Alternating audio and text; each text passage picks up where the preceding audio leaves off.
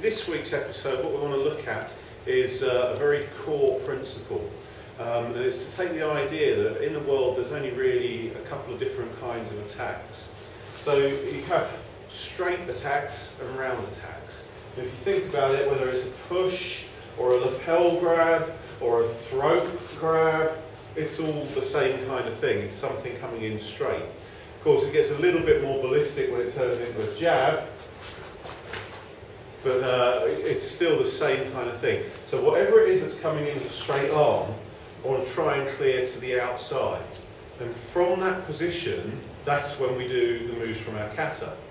So we just take any move from any kata and go to it from a straight. Now, to begin with, we might start very formally with our bow and our setting our distance and the partner stepping back, telling us Jodan, and the punch coming in, clear to the outside, and then we do our application. But later on, we want to shrink the move down a bit so that the straight comes in, and it could well be that he's going to grab instead. And it could well be that he's just going to push you. And when we start out, we might say to our partner, okay, I'm going to find out whether you are really pushing me, so I'm actually going to let you push and see whether that's going on. But later on, as our training develops, we don't want to keep doing that because he's going to end up changing what he's doing so that sometimes it's a punch. And if you're going, well, I'll just find out whether that really hits, and you get punched, then you're not going to be happy. So we need to be that whenever a straight's coming, we're clearing to the outside line.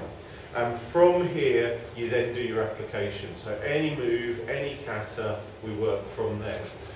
When we say any move, we mean including yoi and preparatory positions. So our first little bit of context is to say straight comes in, clear to the outside. Let's take the simplest yoi, the one that most people are aware of, and just bring that down to there like that. Now, it misses certain parts of the movement, but that's okay because we're looking at a very, very simple application. Then let's have a look at other yoi positions that get used. Clear to the outside and then rotate to bring them in and down, and just cap that to there. And then what about other yoi positions that you've seen? Or how about if I set that to there and we go this way? Or how about if you've got a yoi position that clears off to here and then we pull this back and set this into here? So we're doing this one.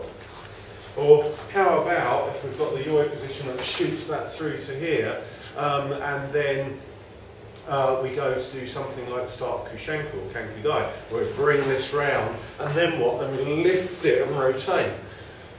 This kind of positioning just gives us somewhere to go with our yoi positions. If we look at the hook, to begin with, when something's coming in as a hook, we might well move away. So bringing the hands up, not really stopping it, just moving away from the danger. And the reason that we might do that is because it's part of our natural flinch reaction anyway. Something's coming at you. You're going to do that, we just want to make it a little bit more martial in that we put it up and guard our face instead of getting punched. Right? But later on, once we've got a little bit of martial arts about us, then when that hook comes in, we're actually going to interrupt that passage and stop it full on. I'm letting this land on the arm and on here on the chest. My actual target might be here, but you must understand that when we do that, the armour doesn't exist that protects us properly from that. And we've tried with kendo helmets and all sorts. There's still a jar into the neck when you do this. So we have to be very, very careful with it. So we just misalign it slightly for the sake of training here. And if you were to go gentler, then we could actually just train and put it into place. But you can't really do that with speed and power in your average lesson, because otherwise you need new partners every 2 minutes. So once we've entered the situation, then we do our application.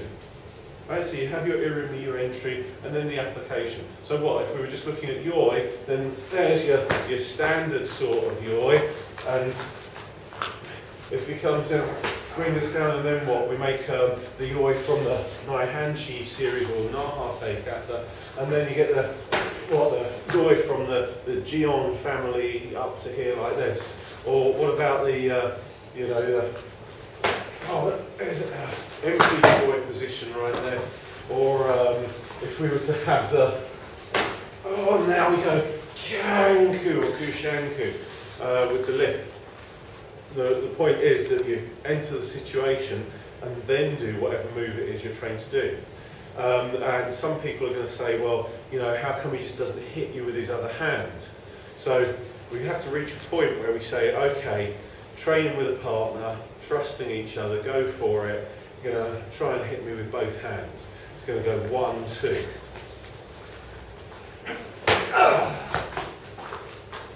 Yeah, 2 didn't come.